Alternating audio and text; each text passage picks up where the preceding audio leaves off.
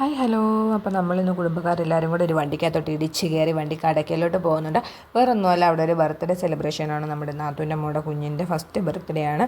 അപ്പോൾ തന്നെ നമ്മൾ കടയ്ക്കൽ എത്തിയിട്ടുണ്ട്. അപ്പോൾ കുഞ്ഞാവേ എന്ന് പറയുന്നത് ഇതാണ് നമ്മുടെ ഇന്നത്തെ ബർത്ത്ഡേ ഗേൾ. അപ്പോൾ കുഞ്ഞാവേ ഒന്ന് കളിപ്പിച്ച് ഒരുക്കിയതിന് ശേഷം നമുക്ക് കുറച്ച് ഫോട്ടോഷൂട്ടും കാര്യങ്ങളൊക്കെ ഉണ്ടായിരുന്നു.